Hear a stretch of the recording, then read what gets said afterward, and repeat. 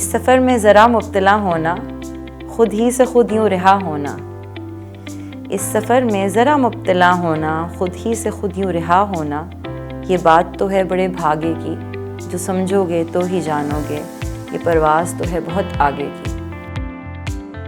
मेरा नाम है माहम सुहेल और मैं प्रोफेशनली एक म्यूज़िक आर्टिस्ट हूँ।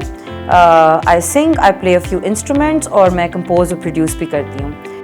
म्यूज़िक और माउंटेन्स जो हैं वो मेरे दो मेन पैशंस हैं लाइफ के।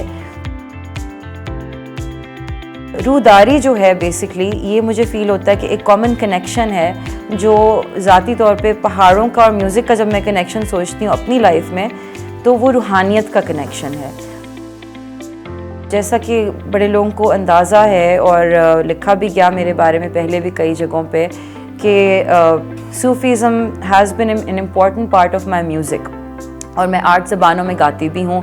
परी सुफना जैसा कि मेरा एक प्रोजेक्ट है इंटरनेशनली भी, आज भी मेरी इटालियन कोलीग हैं वो कह रही थी, वो सुन रही थी सुबह, तो मुझे बड़ा अच्छा लगा। तो वो परी सुफना 5 गानों पे मुश्तमिल है, उसमें 8 ज़बानें जिसमें से 4 गिलगित बल्तिस्तान की हैं और 4 जो हैं कुछ जिस तरह वो कहते हैं डाउन की, लेकिन मतलब Urdu, Punjabi, Gurmukhi and also Farsi actually.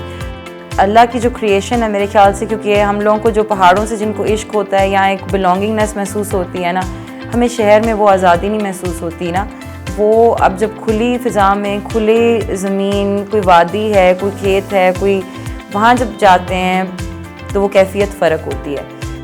बचपन में मुझे याद है कि मैं ना स्कूल में जब थी तो ये कुछ दीवारें हैं कि इधर से रास्ता निकाल के उधर से रास्ता निकाल के जो ऊपर दीवार पे चढ़े, फिर दीवार से रोशनदान पे आए और रोशनदान से नीचे फिर छलांग लगाई।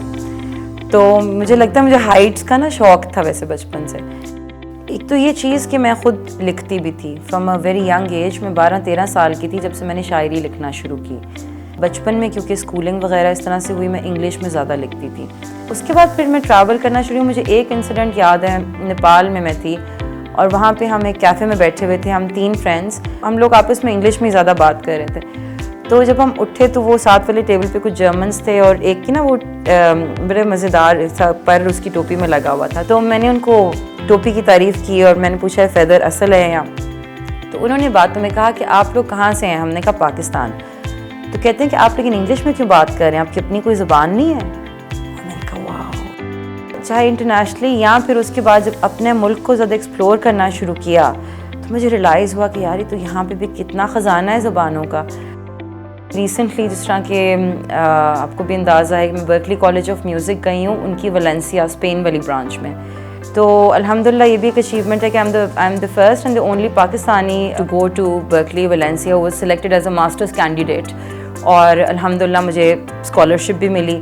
तो मैं म्यूज़िक प्रोडक्शन में मास्टर्स करने गई थी। द लिस्ट ऑफ अचीवमेंट्स तो लेटेस्ट जो है वो अभी इसी साल में, बल्कि एक जो अचीवमेंट थी वो ये था कि वो इंडिया में कोलकाता बेस्ड संतूर आश्रम है जिनका स्टार्स ऑफ टुमारो होता है कंपटीशन। सो उसमें I am one of the 3 female vocal winners. उससे पहले फिर women in music take Pakistan जो कि एक प्रोग्राम है which is run by British council Pakistan and saffron records UK, which is a women lead initiative for practitioners of music and women producers. और फिर 2020 में अनसाइंड ओनली 2020 एडिशन जो था उसका, जो कि एक national based prestigious international music song writing competition है, उसमें my song was a finalist, हर का बलोना, जो इंशाल्लाह इस साल रिलीज़ होगा, मिट्टी एल्बम प्रोजेक्ट का हिस्सा है। उससे पहले 2019 में भी जब मैंने सबमिशंस की तो सजन यार was also a finalist, which is alhamdulillah an achievement because it's just 3% of the entire submissions they receive from the entire world, और उसमें genres भी काफ़ी ज़्यादा होते हैं।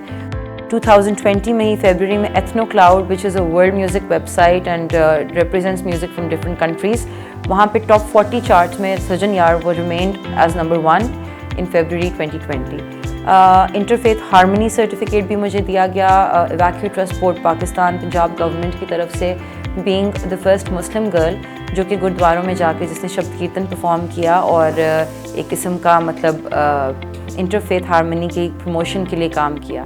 जहाँ तक माउंटेन स्पोर्ट्स, एडवेंचर स्पोर्ट्स का ताल्लुक है, तो उसमें जो सबसे बड़ी अचीवमेंट आई वुड से जिसका काफ़ी हाइप भी क्रिएट हुई 2018 में, वो ये थी कि हरामोश पास जब मैंने क्रॉस किया तो आई वॉज डिक्लेयर्ड कि जी she is the first Pakistani women.